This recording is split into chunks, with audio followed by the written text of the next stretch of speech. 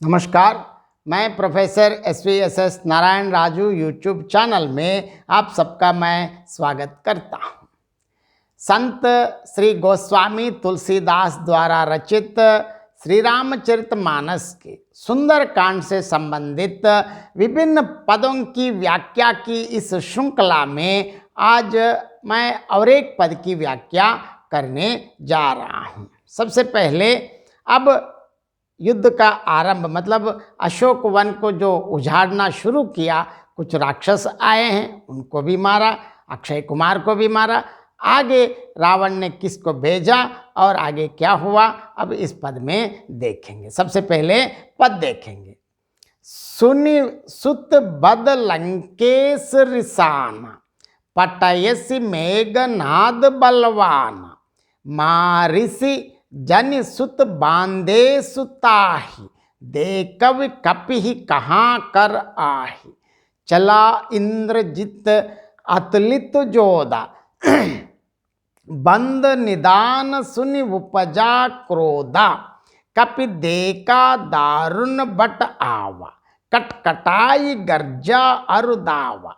अति विशाल तरु एक उपारा, बिरत कीन्ह लंकेश कुमार। रहे महाबट ताके संगा, गहि गहि कपि मर्दय निज अंगा। तिन्हि निपाति ताहि सन बाजा, बिरे जुगल मानहु गजराजा। मुटिका मारी चढ़ा तरु जाई, ताहि एक चन मूर्छा आई। उठि बहोर कीन्हिसि बहुमाया, जीत न जाई प्रभंजन जाया। ब्रह्म अस्त्र तेहि सांदा, कपि मन कीन्ह विचार। जौ ना ब्रह्मासर मानभु, महिमा मिटई अपार। अब देखिए क्या हुआ। अब अक्षय कुमार को मारने के बाद क्या स्थिति है अब देखेंगे। सुन सुत बद लंकेश रिसाना, पटयसि मेघनाद बलवाना। मारिस जन सुत बांधे सुताही, देखिव कपिहि कहाँ कर आही। देखिए सबसे पहले पुत्र का वध, यह सुनकर रावण अत्यंत क्रोधित हो उठा और उसने अपने ज्येष्ठ पुत्र सबसे बलवान मेघनाद को भेजा है। उसने कहा, देखिए भेजते वक्त ये कहा कि मार कर आओ नहीं बताया, हे पुत्र मारना नहीं, उसे बांध लाना, उस बंदर को देखा जाए कि कहाँ का है, क्योंकि मेरे लंका में आकर मेरे पुत्र को ही मारा है, तो मैं उसको देखना चाहता हूँ।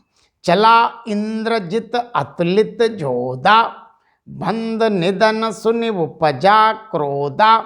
कपि देखा दारुण बट आवा, कटकटाई गर्जा अरुदावा। यहाँ देखिए मेघनाद का और एक नाम इंद्रजीत भी है, क्योंकि मेघनाद इसके पहले इतने बड़ा योद्धा है कि इंद्र को भी पराजित करके स्वर्ग का भी हासिल कर लिया। इसलिए इंद्र को पराजित करने की वजह से, इंद्र पर विजय प्राप्त करने की वजह से इंद्रजीत नाम से भी वो प्रख्यात हैं। चला इंद्रजित अतुलित जोधा, बंद निधन सुनि उपजा क्रोधा।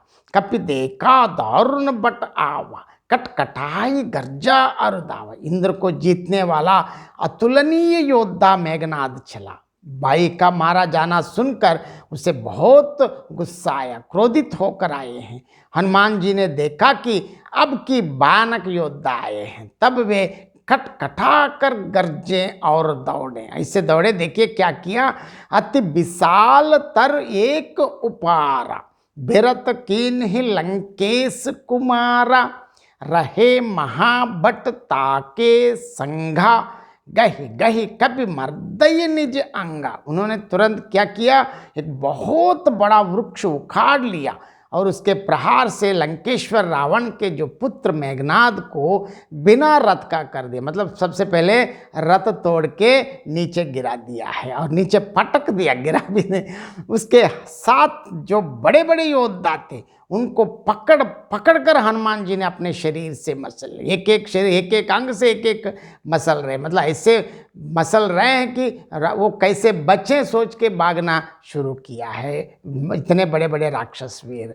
तिन्हि निपति ताहि सन बाजा, बिरे जुगल मानो हो गजराज, मुटिका मारी चढ़ा तरु आई जाई, ताही एक चन मूर्छा आई। देखिए, अब उन सबको मारने के बाद मेघनाद से फिर लड़ाई लड़ना शुरू किया। लड़ते हुए वे ऐसे मालूम होते, देखिए दोनों ऐसे लड़ रहे हैं कि दो गजराज मतलब श्रेष्ठ हाथी, मतलब बड़े बड़े दो श्रेष्ठ हाथी अगर आपस में भिड़ जाए तो किस प्रकार भयंकर युद्ध होता है। ऐसे इंद्रजीत और हनुमान जी के बीच में युद्ध चल रहा है।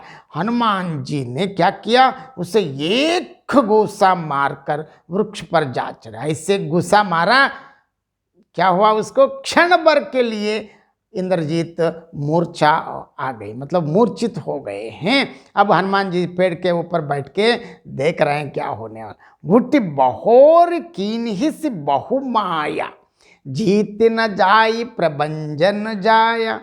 लेकिन वो तो राक्षसी भी है, राक्षस तो आई ही, मायावी तो आई ही, अनेक माया युद्ध तंत्र किया। लेकिन हमारे हनुमान जी कम महान योद्धा है, क्योंकि ये तो अपार राम भक्त हैं। राम की जो आज्ञा से वो यहाँ आए हैं, और सीता माता और भी आशीर्वाद दिए हैं, और उसके क्या कमी है। इसीलिए प्रभु की कृपा से सारी माया युद्ध तंत्रों को वो बिल्कुल पराजित कर दिया। उनके हनुमान के सामने ये सारी मायाएं अपने आप खत्म हो गए हैं। अब अंत में देखिए, ब्रह्म अस्त्र ते ही सांदा, कपि मन कीन्ह विचार, जौना ब्रह्मा सर मानव महिमा मिटई अपार। अंत में क्या किया इंद्रजीत तो, और गुस्से में आकर अंत में उसने ब्रह्मास्त्र का संधान किया। तब हनुमान जी ने मन में विचार किया है कि अगर चाहे तो ब्रह्मास्त्र को भी वो तोड़ सकता है। हनुमान जी इतने महान बलशाली भी हैं, लेकिन बलशाली के साथ साथ बुद्धिशाली भी है। इसलिए हनुमान जी मन में सोचा है कि अगर मैं इस ब्रह्मास्त्र को तोड़ डाले तो ब्रह्मास्त्र की महिमा मिट जाती है, क्योंकि ब्रह्म का मैं अपमान नहीं करना चाहता हूँ, क्योंकि ब्रह्मास्त्र मतलब ये सब very very powerful nuclear weapon है।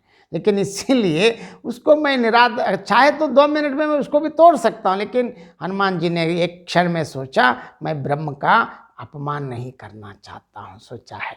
और इस पद की और एक बार मैं संक्षेप में अर्थ बताना चाहता हूँ।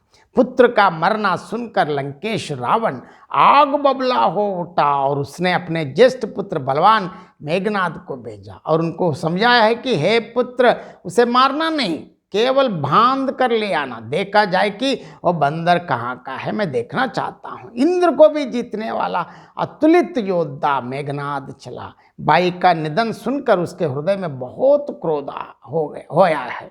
हनुमान जी ने देखा कि इस बार भयानक योद्धा आए। अब देखिए, हनुमान जी के थोड़ा समकक्ष नहीं, कम से कम हनुमान से 1-2 मिनट टकराने वाले आए हैं।